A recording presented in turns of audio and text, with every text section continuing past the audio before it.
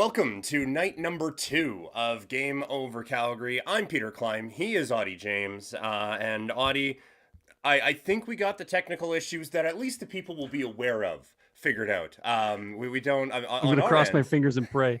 Yeah, yeah. On our ends, we're still having some time with it. But overall, this is still. Oh, you just jumped on me, but that was my fault. Overall, though, I think we got this figured out. In terms of the hockey game that we just, I guess first of all, I shouldn't jump to the hockey game. That's very rude of me. How are you today, sir? I'm fantastic. I'm as good as I can be after a Flames loss in a meaningless game, but I'm pretty good.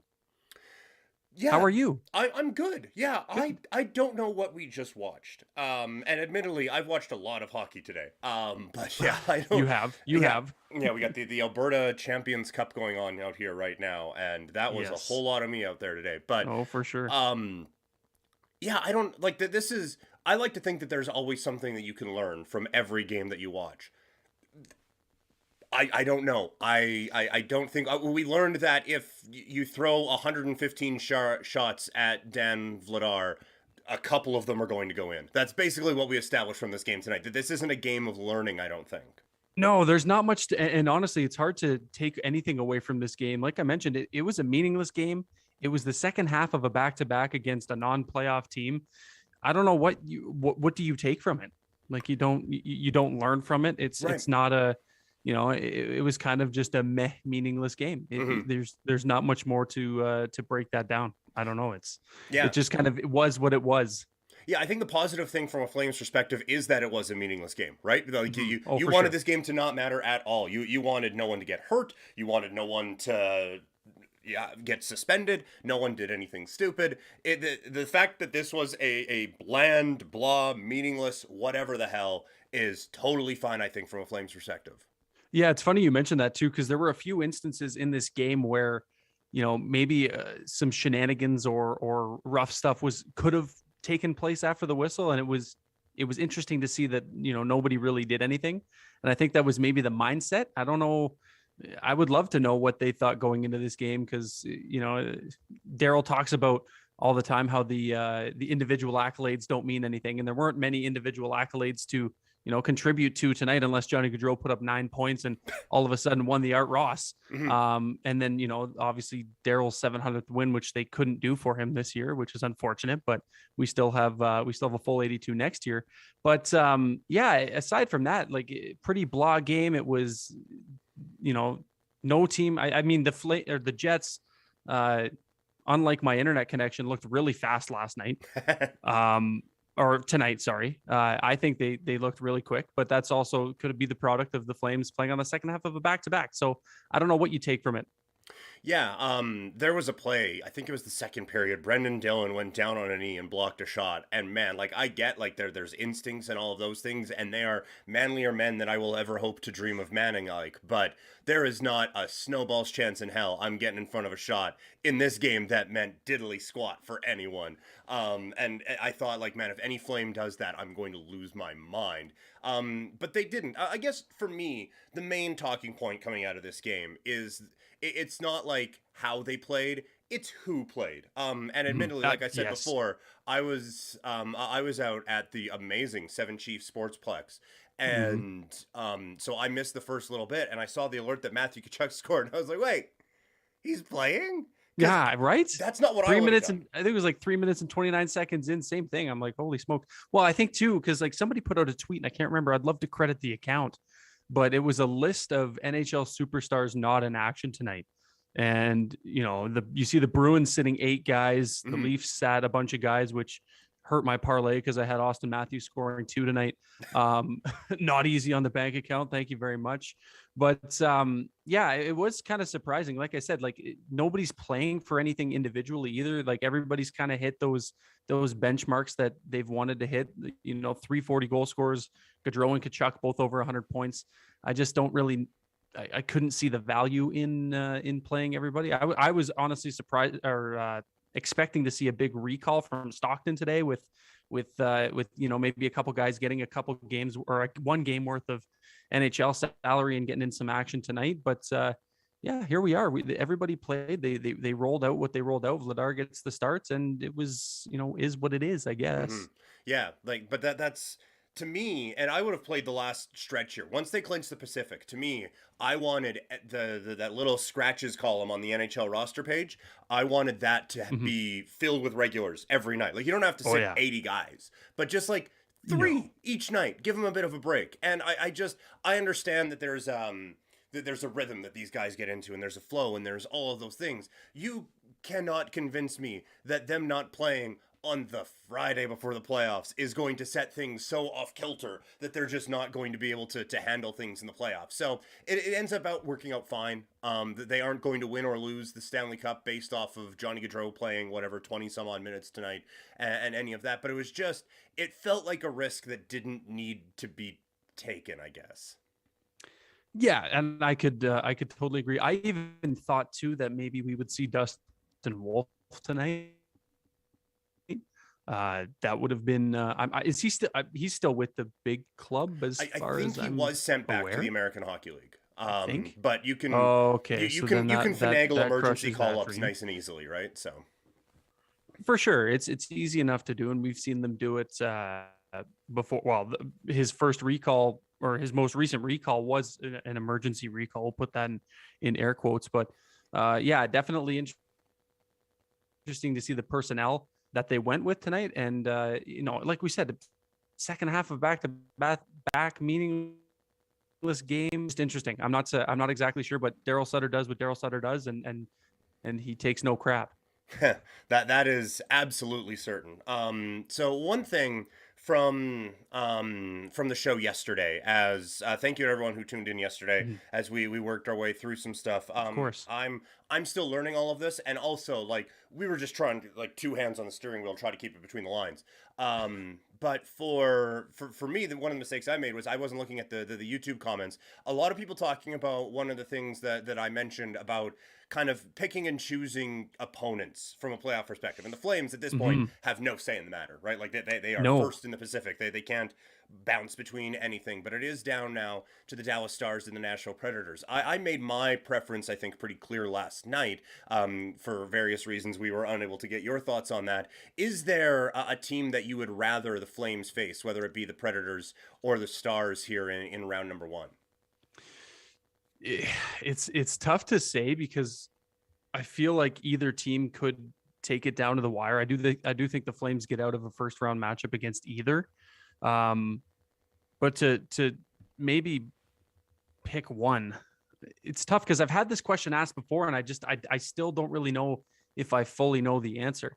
And I want to lean towards Nashville with UC Saros. They reported on the broadcast today that he might be out for longer than a month or a month or longer. So that's not ideal, especially a guy who's probably going to get some Vezina recognition this year and has been their backbone for the majority of the season.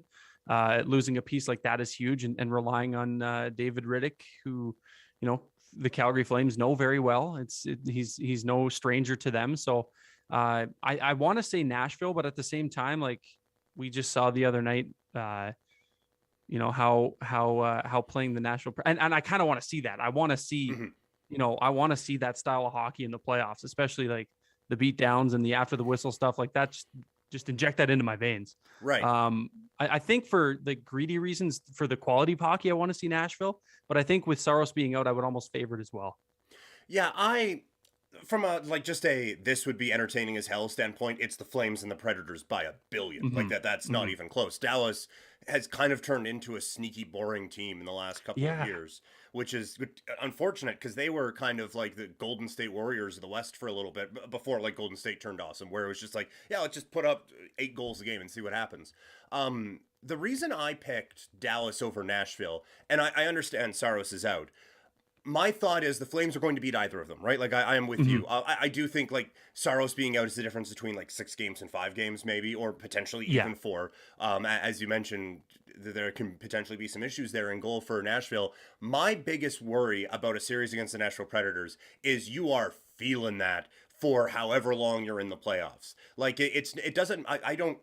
Well, all due respect to whoever, I don't really care who's in goal for Nashville. I don't really care who's in goal for Dallas. What I care about is those other 5 dudes who are out there who are going to be kicking the tar out of the Flames, and the Flames are going to be giving it back to them. But that's going to be such a heavy, hard grind of a series. And I definitely need to come up with a more, I guess, modern view of this one. But I go back to the 2011 Vancouver Canucks, and they had that crazy series against Chicago, and then they had a series that no one really talks about against Nashville in the middle, and I think it was only 5, but in that series, Ryan Kessler got messed up, and Dan Hamhuis got messed up, and both of those guys were never the same, and because of that, the Canucks weren't ever really quite that same team either, and so I look at that and it kind of like brings it back to today. Obviously, much different players on both sides of this, but I just feel like a series against the Nashville Predators, you carry that with you a little bit more than you would a series against the Dallas Stars.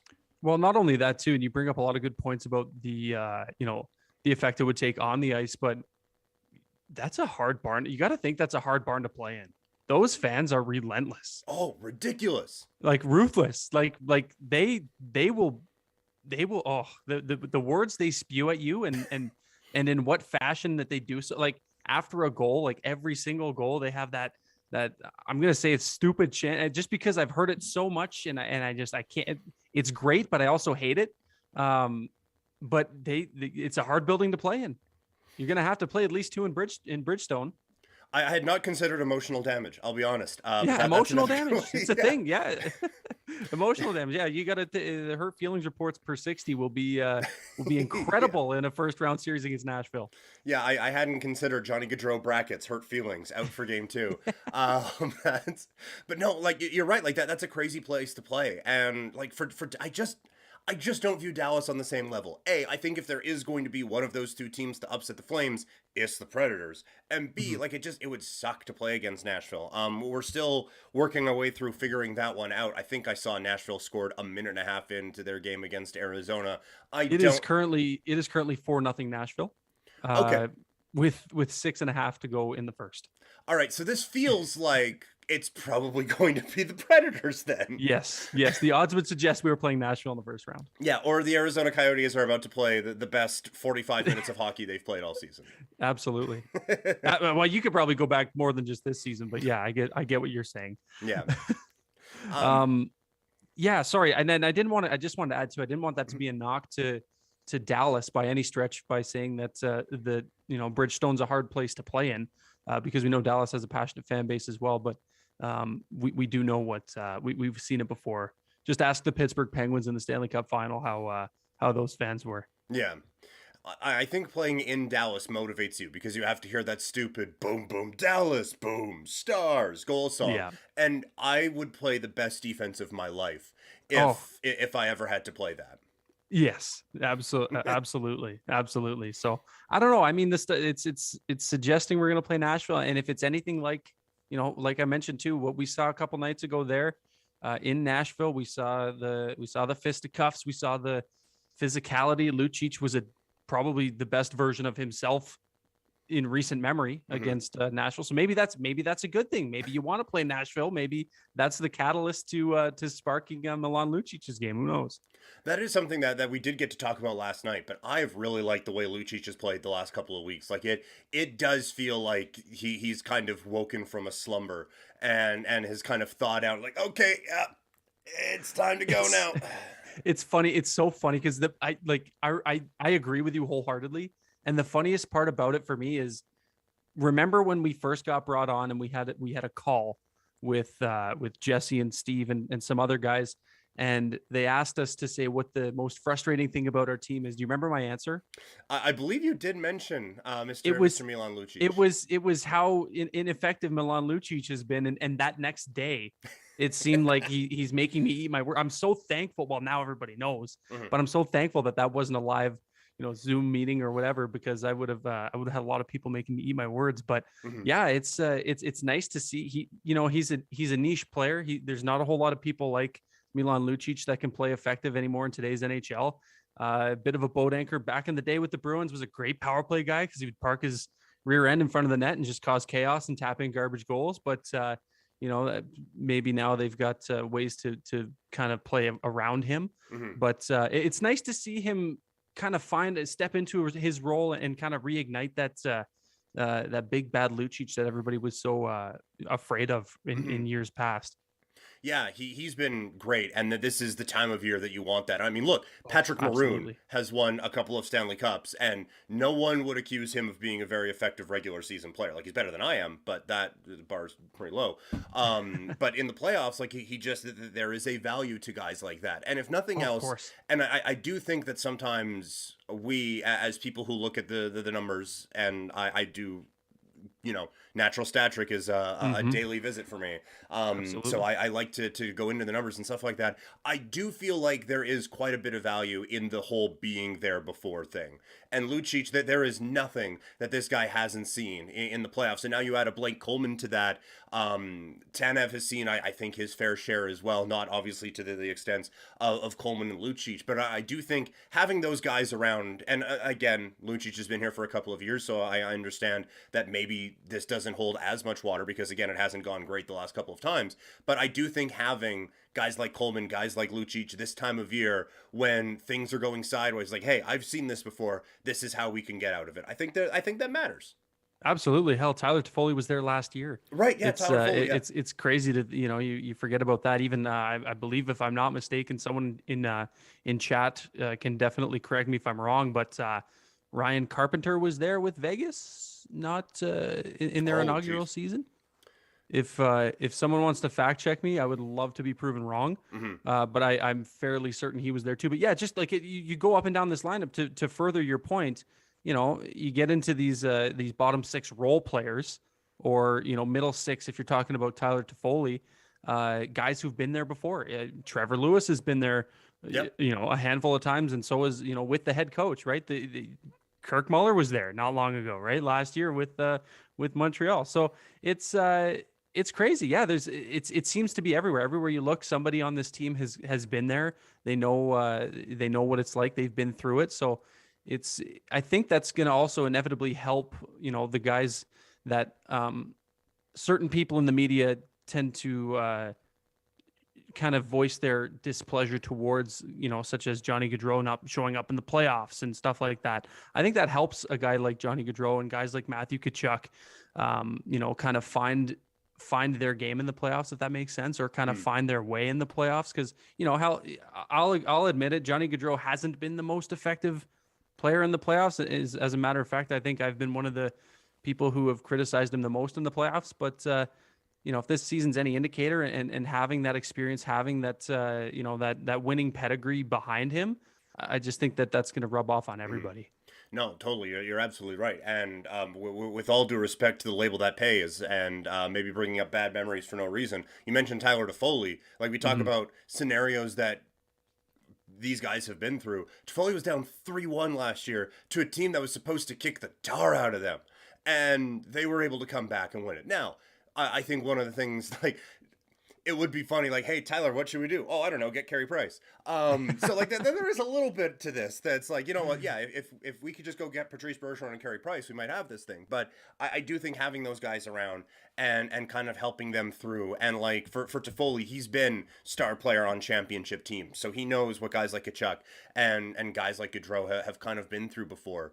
And I think another part where I think he becomes much more valuable, and we see it quite a bit. I think everything is different obviously in the playoffs, but I think power plays especially become that much more important in the playoffs because you don't get as many of them and games are so much more tight. It becomes that much more important. And I think that you see a bit of a different penalty kill out there. And I think Tyler Toffoli can help in that area as well, as he's someone who, again, has seen all of those before, is really good on the power play, and I think can kind of help this team adjust as they go along. Oh, absolutely. I didn't even think to bring up special teams, especially looking back at this season. Now that we can kind of put the 82 games in the rearview mirror now, the power play was something that wasn't fantastic all year. They Hmm. bring in Tyler Toffoli. All of a sudden, it's a reignition. It looks a lot better. And Daryl, obviously he mentioned that when Tyler was brought in, that he's going to get special teams time right off the bat. And it's nice to see that the power play kind of found its way, and maybe tapered off a little bit near the end of the year, but at the same time it's still not nearly as miserable as it has been. um But yeah, it's important, especially like you got to take advantage of the as cliche or as obvious as it is. You got to take advantage of the man advantage when it's given to you, but especially in the playoffs when we know how tight these games are going to be. We're not going to be seeing the 9-1 blowouts that we see. We saw against the Oilers and stuff like that. So every goal counts, every power play matters, and it's going to be interesting to see how it shapes out in the playoffs. I feel bad that we have just completely blown past this game, but I don't think that there is a whole lot to discuss. Like, yeah, I don't know. Yeah, it's Connor a tough Hellebuyck was one. really good. He The was. Jets had a sweet passing play that led to a goal, and that was it all That- game. yeah, it wasn't. Yeah, I kind of wanted to bring up the whole. We talked about it already, but I think more eyes were kind of on the Dallas game and the Nashville games anyway. I think more Flames fans were kind of intrigued to see who they're facing in round one, opposed to we know where the Flames are going to finish. We've known for a while, so this game hasn't meant much. So, Mhm. yeah, I do feel bad for kind of blowing over this game. I will say there were a couple. I'm going to pull them up here. There were a couple interesting things that I did see on Twitter from some people here. Well, obviously one coming from our good pal Pat Steinberg, and it was Mhm. about Matthew Tkachuk's goal, his first period goal. With Matthew Tkachuk's first period goal, Calgary has scored first for the 54th and final time. So in 82 games, they've scored the first goal 54 times, which equates to 65.9% of the time for all you number crunchers out there, which I found to be interesting. That's Yeah. why I Well, bookmarked it, but I found to be very interesting. when you think of previous eras with this team, I Yes. think back to the previous job that I had talking about this team on a daily basis. The Find Away If Flames. yes, exactly, yeah, man. If I had a nickel for every time we said the phrase, "Well, this team just needs to start on time," I wouldn't be doing this right now. That's Peter Um, Lubardius' favorite saying, man. Man, it was everyone's favorite saying around there, and it's true. Like it becomes a cliche because it's something that you actually need. Like Of course. this league is really hard, and if you make it harder on yourself by losing all the time or by trailing all the time, it just makes it that much more difficult. That's why that Find Away Flames team was so out of their minds, is because like you don't see that often. And now when you get into the playoffs and teams can clamp it down, and we've seen this Flames team can clamp it down 1-0. Again, like just everything becomes that much more magnified. And if you can get that 1-0, boy, it makes life a whole lot easier when you're just trying to get 16 more wins. Oh, absolutely. I wholeheartedly agree. But like you gotta admit though, that Find Away Flames team was like chaotically fun. No, I don't have to. I mean, No? like in a way it was, yes, but this is Chaotically, like in the most yeah. roundabout, twisted and sick way. It would like because you just knew they were gonna go down and they were gonna have a third period comeback. The third period Find Away Flames. I will say this, and maybe this goes down a bit too far of a road. I completely changed how I viewed hockey after that season, because I'm someone, I needed a why for everything. I need, like, okay, they're having all of these comebacks. It can't just be, oh wow, how weird is that? Like there has to be something to it. And I spent 82 games figuring out what the why was, and I kind of talked myself into, well, they play with a faster pace and da da da da da da da, and they didn't. It was just, yeah, they had a lucky season, but like it was after that year I was like, you know what? This was a wild and crazy year for the team that I cover, and I didn't enjoy it for a second because I was trying to figure out what the hell was going on. I was like, you know what? I maybe need to take this not as seriously as I'm taking this. So that team completely changed my outlook on life, really. So I guess from that standpoint, it was. We're getting real season. deep and philosophical on Game Over Calgary. That's what we do. Episode 2, and we're getting all Yeah. philosophical. Change your outlook on life. Right, yeah. But no, hey, I remember, man, you can't put Yanni Ortio on waivers. I remember those conversations for sure. We're in a bit of a different spot here with the Flames. Just a tad.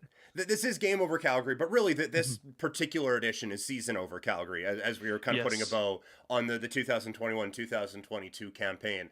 I'm not going to say give a lighter grade for this year because it's an A+, because they won the Pacific Division. They had 110 points. They won 50 games. Johnny Gaudreau is going to get Hart Trophy vote. Like, they're going to get people to get votes in basically every category except for Rookie of the Year. And that's just because they didn't have one. So, like, this was an incredible, incredible season.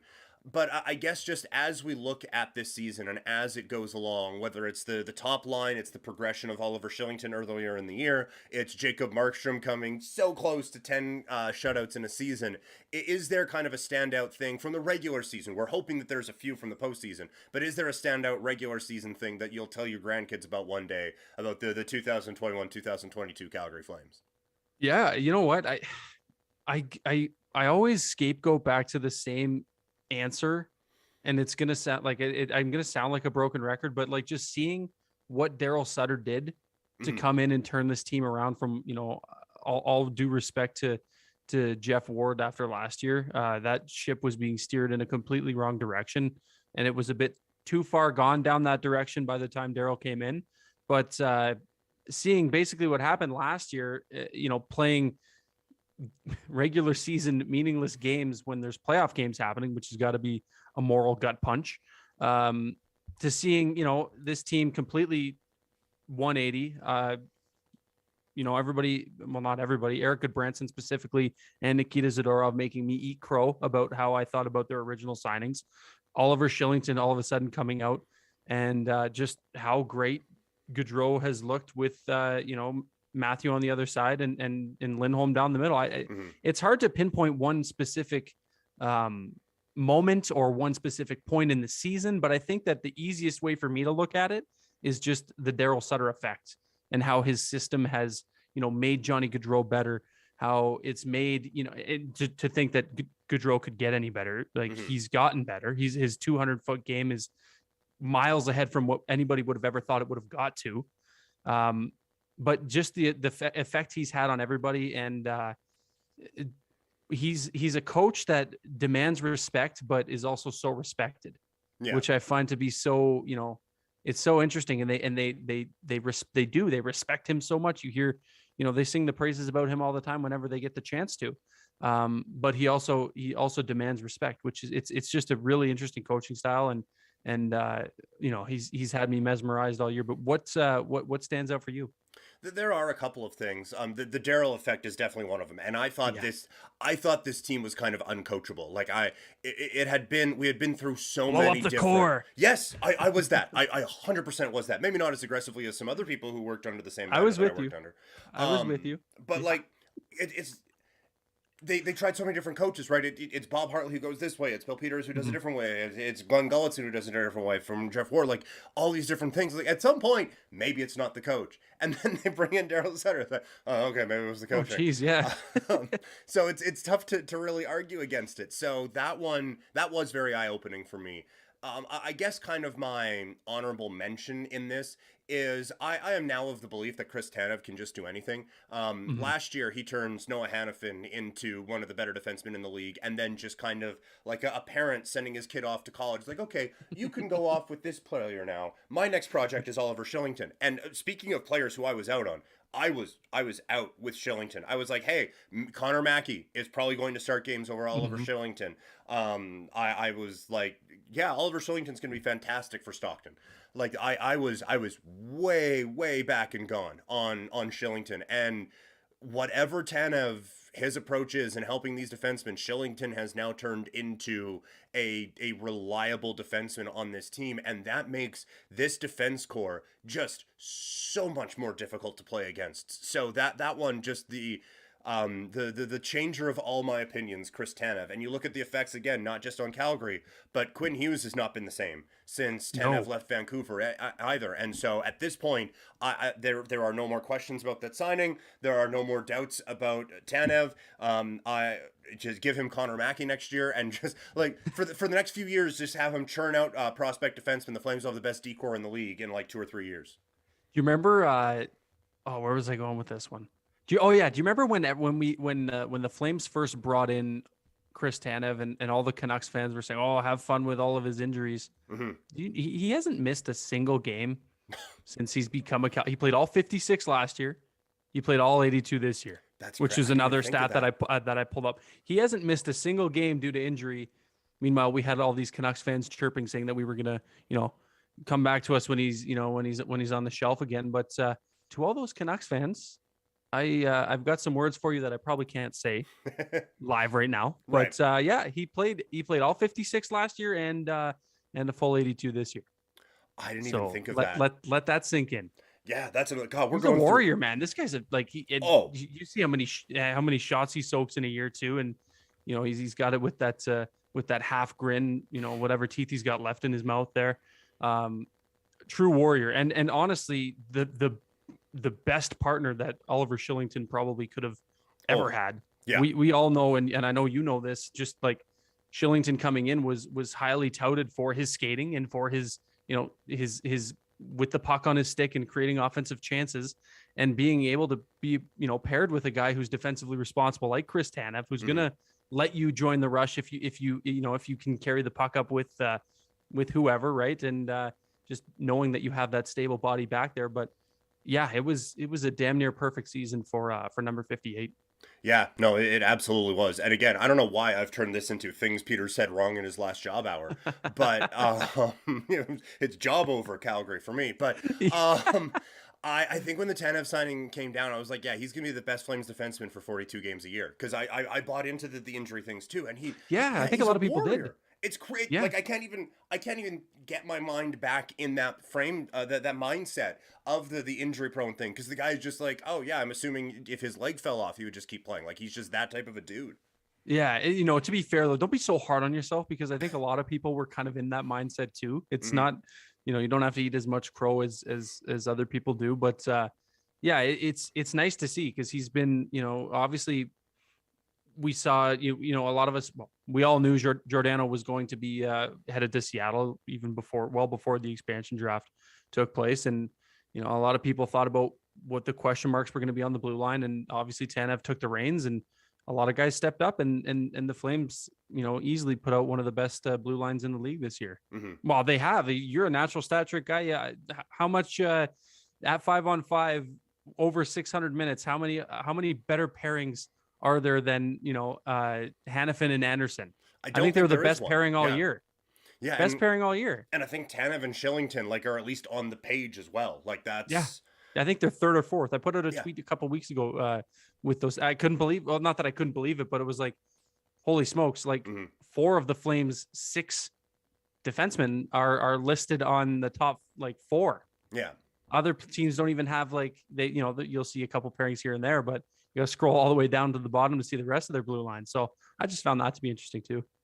Now, I have a couple more questions here, but before we let out today, I guess first of all, as you mentioned, because the next time we're doing one of these, it is going to be after Game One of the Stanley Cup Playoffs, and That's we are right. now under the assumption that that is going to be a series featuring the Calgary Flames and the Nashville Predators.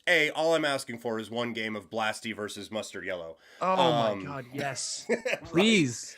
Oh, Oh my God, I'm gonna be on Twitch playing with those jerseys specifically just so I right? can do that.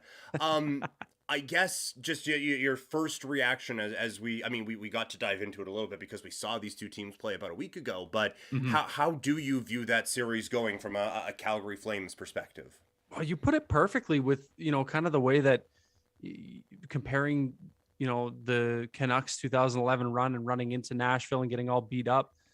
I think the Flames, I don't think they're going to take them for granted.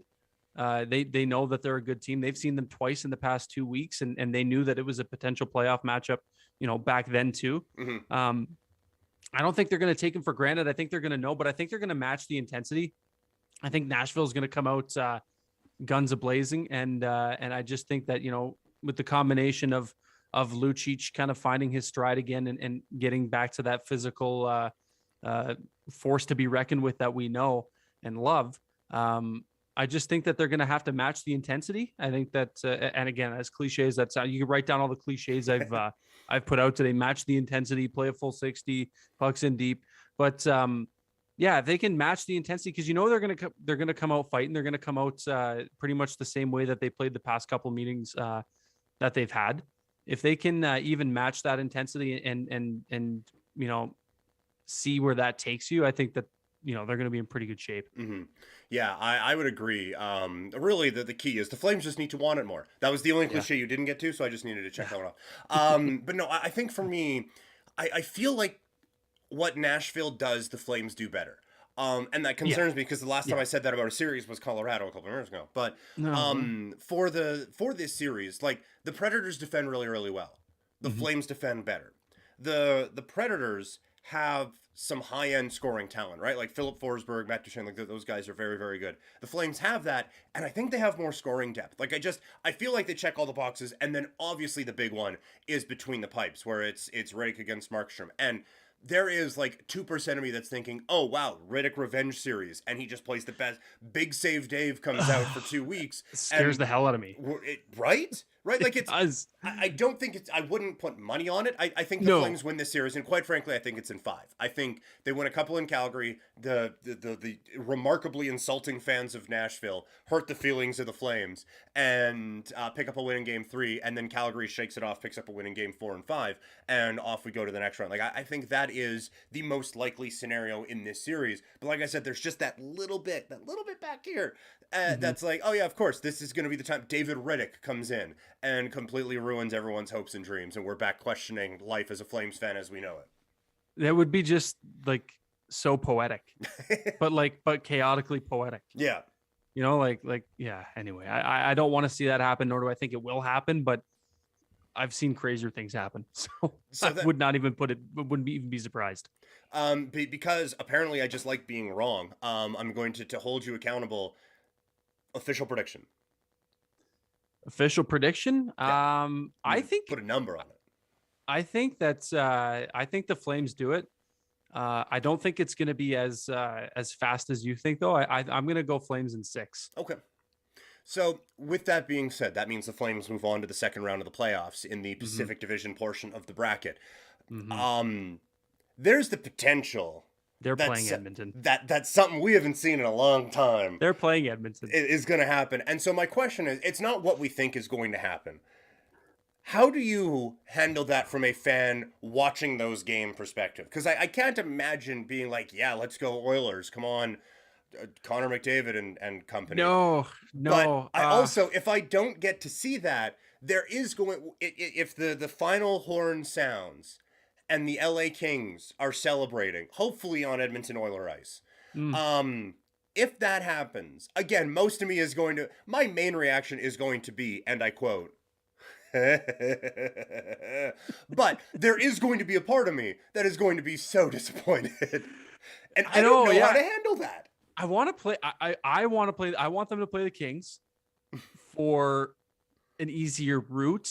I'm going to put that in air quotes because I think that they can have their way with the Kings better than they can with the Preds. Like that might even be an easier series, I think. But I want a Battle of Alberta. Right. I haven't witnessed in my time living in Calgary, I haven't witnessed a Calgary Edmonton playoffs. I couldn't even tell you the last time it happened. Gotta be. Oh, I should know. Someone can fact check us on this. Someone's in the chat typing away, knowing exactly what we were about to ask. One of my jobs at my last place was doing This Week in Flames history. I should know this stuff by now. Give me a sec. Keep talking. It's my favorite segment. This Week in Flames history. Yeah, I don't know. I've been in Calgary for 8 years now, and I haven't seen anything remarkably close. No, of course you haven't. To that, but like I want to. Right? I love chaos. I want to see it. I want to see it so bad.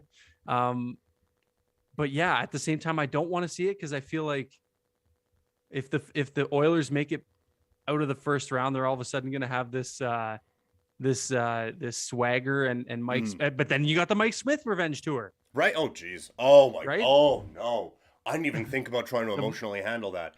Mike Smith and Brett Kulak revenge tour. 1988 is the end. Oh no, sorry, I missed one. It is 91. My apologies. 1991.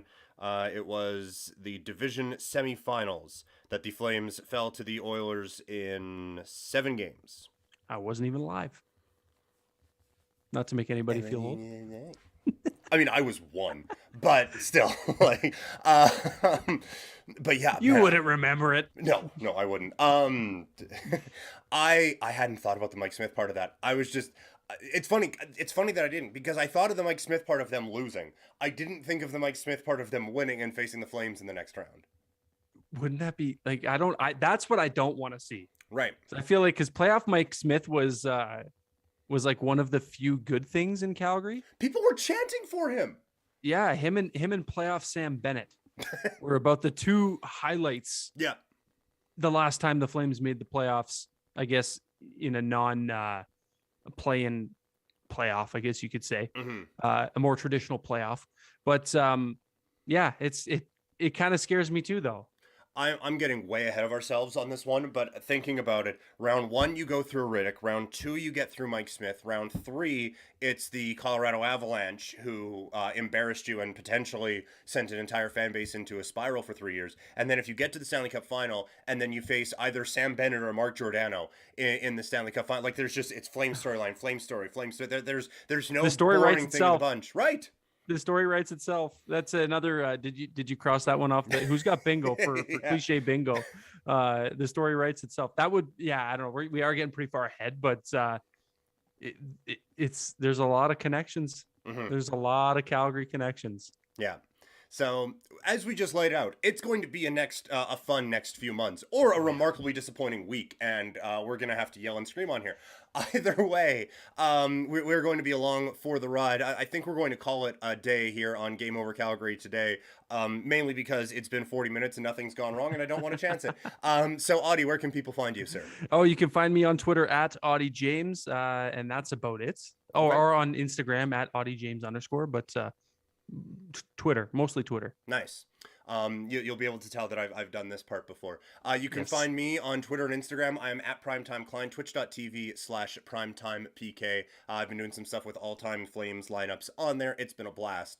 We have the random NHLer of the day that anytime Ziggy Palffy pops up, he just automatically wins. So we've been running through that. But no, I'm so excited to be a part of this. I'm so excited this worked today. Oh, geez, me too. And I bring on the playoffs, man. I can't wait. I'm done with these regular season games that don't mean anything. I am ready for the intensity and just to see what this team does, because this is every excuse is gone now, right? Like there's no, oh well, maybe it's this, oh well, maybe it's this. It's no. Gaudreau needs to do